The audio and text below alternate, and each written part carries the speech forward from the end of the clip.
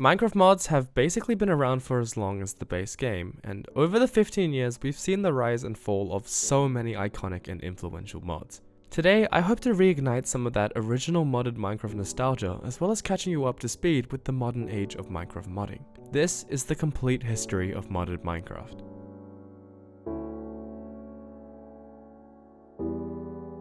In the beginning, modded Minecraft was centered around utility rather than content. The first ever mods mainly focused on quality of life. Although, funnily enough, we actually saw two of the most iconic utility mods ever made during this time period. Minecraft at its launch lacked the iconic creative mode that we all know and love today. Naturally, players wanted to build without having to worry about gathering resources. This demand saw the development and rise of Too Many Items, a mod that allowed the player to summon items to their heart's content, as well as other functions like changing the time and saving custom inventories. Two features that have been integrated into vanilla Minecraft today. Following the utility trend, we also saw the rise of World Edit, a mod that helps the player with building by adding a bunch of useful commands, which is still used to this day.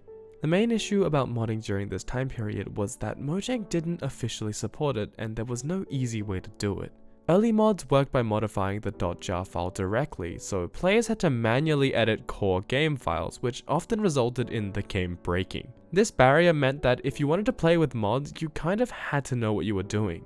And considering Minecraft's demographic consisted almost entirely of kids, this was only a very select group of people. Not to mention that the game itself was in its pre-1.0 stages and was commonly receiving updates, which ended up breaking what mods that did exist every time one came out. At this time, mods were passed around on the Minecraft forums, as a bigger mod distributing platform did not yet exist.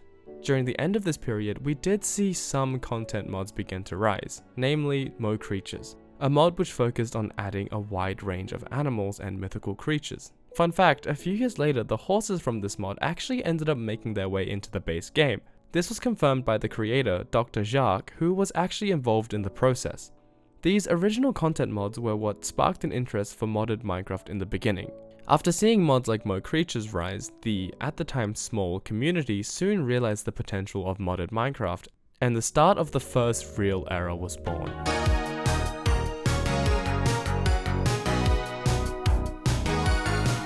By 2011, modding was far beyond just utility. It was art. The mods that were released in this time frame pioneered what modded Minecraft would become. The most important mod released during this era, by far, was the Aether. This mod took the internet by storm. It was around the time where Minecraft was first gaining popularity and people were finding out about the game, and because this mod was so relevant, people mistook it for the base game.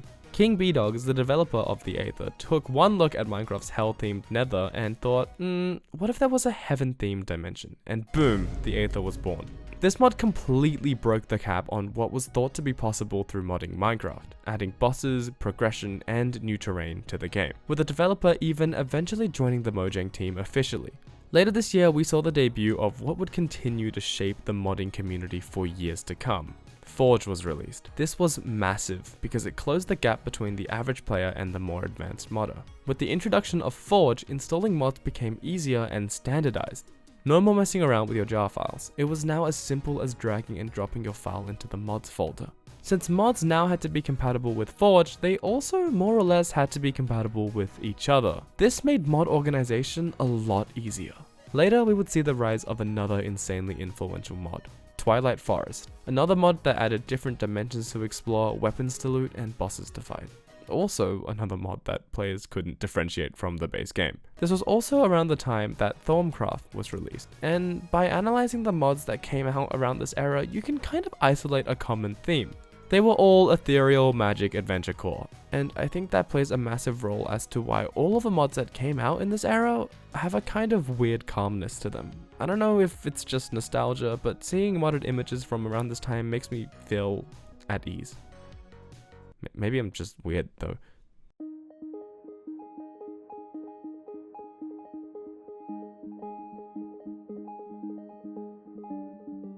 This is arguably the time where classic modded Minecraft and modded Minecraft content peaked.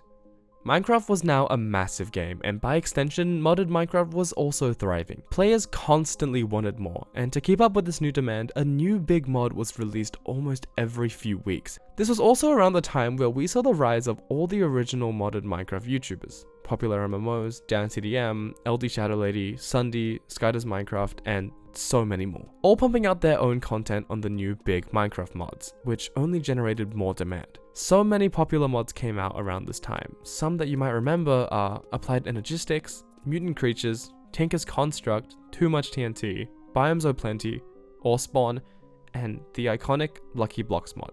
This mod was especially popular amongst Minecraft content creators. The reason behind this, in my opinion, was probably because the mod was so simple and understandable, yet versatile. YouTubers could use this mod for survival, PvP, and most importantly, PvE style content like popular MMOs. During this time, mod developers were constantly trying to get their mods featured in a YouTuber's mod showcase or survival mod pack, similarly to how music artists will try to get their songs into popular TikTok influencers today. History repeats itself. Getting into one of DanceTDM's famous mod reviews or LD Shadow Lady's survival mod packs was basically enough for your mod to go completely viral. On the other hand, a lot of people watched their favorite content creators because they simply didn't have the right gear to play modded Minecraft. With high-end PCs being incredibly expensive back in the day, people obviously didn't want to dish out all that cash. However, they still wanted to play the new and shiny mods. Fortunately, we saw the release of Optifine. This mod tackled the lag issue that most modded Minecraft players faced at the time by optimizing the game's rendering process and offering more customization on graphics settings. This mod, however, quickly took off and became more than just an optimization mod. Optifine was client-sided, meaning that the changes it made only affected the player and not the world or the server. This means it was compatible with vanilla worlds or servers. As Optifine added features like shader support, texture changes, and a zoom function, this mod quickly became a standalone essential to a lot of Minecraft players, modded or not, as it made your game run and play so much better. With the rise of mod loaders like Forge and optimization mods like Optifine, it didn't take long for people to consider the question, what if we played with 2 mods? How about 3, or even more? Nearing the end of this era, we saw the beginning of mod packs like Feed the Beast and Tech It. And suddenly, the modding community shifted from making mods to combining them.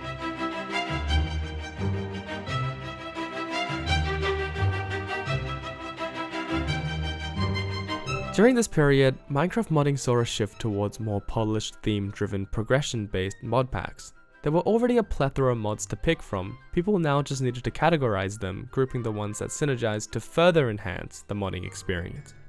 During this time, we saw the rise of mod pack loaders like AT Launcher, which helped players manage Minecraft instances with massive amounts of mods. Mod packs mainly focused on an overarching theme and included a bunch of mods that enhanced that idea. The aforementioned Feed the Beast was designed to challenge the player with difficult progression. Tech It was the beginning of tech-based Minecraft mods focusing on automation. Age of Engineering added lots of complex progression and a long-term goal beyond just building. It encouraged the player to learn difficult modded interactions. Sky Factory, bringing the standard skyblock to another level by introducing custom recipes, quests, and mechanics. All the mods, a massive collection of mods. Although mod packs dominated the scene in this era, there were definitely still a plethora of popular mods released around this time. Some of which include Mechanism, Storage Drawers, Chisel and Bits, DecoCraft, Chocolate Quest, and Just Enough Items. Just Enough Items? Wasn't it too many items? Or wait, not enough items? Too Many Items was created by Marglyph. It was a simple inventory editor and item spawner. Obviously, it faded after Minecraft introduced creative mode and commands, as you could now do everything the mod had to offer in the base game. With the rise of modded Minecraft in the 2011 to 2014 timeframe, people grew tired of constantly having to check the internet for recipes. Having to remember all the vanilla recipes was already a pain. Now try playing a mod with like 15 times the content of the base game. The community needed a quick access in-game recipe browser, so we saw the rise of Not Enough Items by Chicken Bones. This mod added the ability to view recipes for items while still maintaining its item spawning features. It quickly became essential for any modded playthrough because viewing recipes was so useful. By the end of 2014, a new utility mod was released, Just Enough Items, by Mez. It replaced Not Enough Items as it was designed to be more light and stable. It also focused exclusively on recipe viewing and cut the item spawning completely. JEI replaced NEI because its predecessor was dependent on Chicken Bones' core mods, which became outdated. JEI was also modular, meaning other mods could seamlessly integrate their UI. It was also supported on both Forge and Fabric. Wait, did I say Fabric?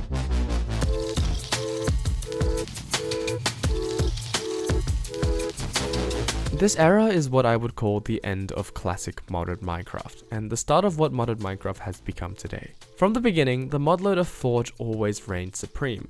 But this mod loader had a few issues. Forge was designed with compatibility in mind. Mods are added to Forge by the developers themselves, which is why Forge mods are super compatible. However, this meant it sacrificed performance for compatibility. Forge was also always slow to update to the latest version of Minecraft, on top of being heavier and slower over time as it added more features and backwards compatibility layers, and allegedly the devs were super hard to reach. Thus, Fabric was designed. Fabric was super lightweight and only took what it needed. This means basically every mod you add has some kind of dependency. Getting mods to work with each other is a little harder, but in exchange you get better performance and quicker updates. The release of Fabric saw many major mod developers create Fabric alternatives, but also some new mods had risen from this fiasco that attempted to replace older, outdated ones. One major example of this is Sodium. Optifine never really got a Fabric port, so Sodium took its place, a mod that, in modern standards, actually outperforms Optifine. After Sodium, other Fabric exclusive utility mods were created, such as Lithium and Phosphor. I'm seeing a theme here. This caused the split in the community. In this time period, we also saw All the Biomes You'll Go, which could be considered a successor to Biomes O'Plenty, Alex's Mods, the successor to Mo Creatures, and Ars Nova, the successor to Thaumcraft, along with many more. Most of the popular Minecraft mods from the classical period were remade and upgraded to fit the newer versions of Minecraft. The old format for making mods just didn't fit with the modern standard anymore. At the beginning of 2020, we then saw the release of the most influential Minecraft mod of the modern era. A mod that would completely reshape the community. I wonder which one it is, guys.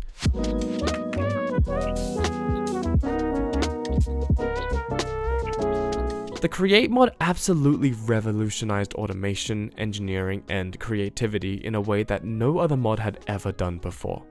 What made it instantly resonate with players was its vanilla-friendly simplicity and visuals. The mod is incredibly intuitive and not hard to learn. It is also very well balanced in a way that makes starting a survival playthrough with it incredibly fun and rewarding. With the launch of this mod, the Minecraft modding scene was finally in the polished state it is today.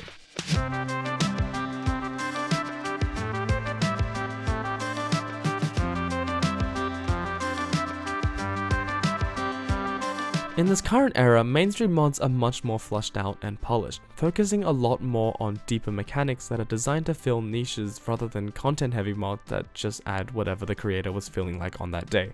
I would argue that since Minecraft is also a much more polished game than it was back then, popular mods from the modern era focus more on expanding Minecraft's progression and core features, whereas mods in the 2010s focused a lot on adding their own progressions and transforming Minecraft as a game. In 2021, after the Forge vs Fabric war had just about wrapped up, we saw the rise of Modrinth. Wait, did we even talk about CurseForge? Oh, okay, rewind again, go back. From basically the beginning, people wanted a better way to manage their mods. Dragging them into your mods folder when you wanted to play them just didn't really sit quite right with a lot of players. Introducing CurseForge. CurseForge started as a part of Curse, a company known for hosting mods and add-ons for games like World of Warcraft. Around 2014, Curse partnered with the Forge developers to integrate mod support directly into the Minecraft launcher ecosystem. CurseForge quickly became the gold standard for downloading and publishing Minecraft mods, especially with its modpack support and versioning tools. In 2016, CurseForge was acquired by Twitch, later rebranded into the Twitch launcher. But then Twitch realized they didn't really give a fuck about modded Minecraft, so it was neglected for a few years. Until in 2020, CurseForge was sold to Overwolf. This move was actually quite controversial, as the new launcher was heavily criticized for being slow and privacy invasive. It required background services and had intrusive ads. With this, the community started looking for alternatives. Enter, now we're all caught up, Modrinth. Modrinth launched quietly around 2019 to 2020, created by a group of developers who wanted a lightweight alternative to CurseForge. Yes, this has definitely happened before. Modrinth had faster mod searching and filtering, a more simple interface, and better support for Fabric, which the CurseForge developers had long neglected. It really took off during the Overwolf backlash in 2021, and nowadays many modders have migrated entirely to using it exclusively. With mod loading becoming easier than ever, we saw the popularity rise of a number of modern mods. The Create mod continues to dominate the modded community with a major update just releasing and the massive addition of trains not too long ago. Mods that add onto the Create mod like Steam and Rails and Clockwork are themselves also a major part of the modding world now, expanding the capabilities of the Create mod even more. Axiom, a world editing mod for Fabric, adds a 3D modeling-esque UI to Minecraft, making building large-scale projects quick and fun, arguably dethroning World Edit after its over 10-year-long reign as the ultimate building tool. Cobblemon, a remake of the iconic Pixelmon mod after all these years, and we even got a remake of the Aether mod for updated versions of Minecraft not too long ago. I think the shift from older to modern mods mirrors the Minecraft community. When you're a kid, you often want lots to play around with and to explore, but once you've grown up a bit, you start to hone in more on the niches you enjoy and want depth. The mods we saw 10 years ago were silly but fun, often adding a lot of content that was pretty imbalanced, but back then none of that mattered, because killing the Ender Dragon in one hit with a stupid overpowered sword was the peak of entertainment for our kid brains. Now, mods focus on depth, adding features with nuance. Minecraft modding is so important to Minecraft's identity because it's a direct way for the community to show Mojang what features they like and dislike. Mojang can use players' responses to mods as direct feedback to tweak the base game itself. Some of Minecraft's now core features were once only available through modding. Horses, command blocks, dual wielding. Arguably, modded mods have lost a little of that magic that made original modded Minecraft what it was, but I think that's a worthy compromise for all the insane things you can do with modded Minecraft today that we would have never imagined in the past. Now, I invite you to a showcase of some of the most influential and amazing mods the community has to offer throughout the past 16 years.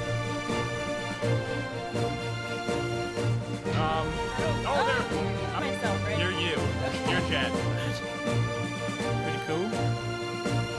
So let's dive straight in and have a look at the mutant zombies. You beast, look at that Hey guy. guys, Sky here, and welcome to the very first episode of Crazy Hey, Crowd. what's going on, dudes? Welcome to the first episode of the new Hello. Survivor series. Well, did you get the memo? We're starting now. Yeah, so Stampy's going to be joining me on the Let's Play, and we're going to have lots of fun. We're going to do the boring stuff first. Dan here from the Diamond Minecraft. And welcome to another Minecraft mod showcase. What's going on, where guys? today It's Pat, and welcome back to the challenge games. Hey guys! So today, for the first time ever, we are using Black Lucky Block.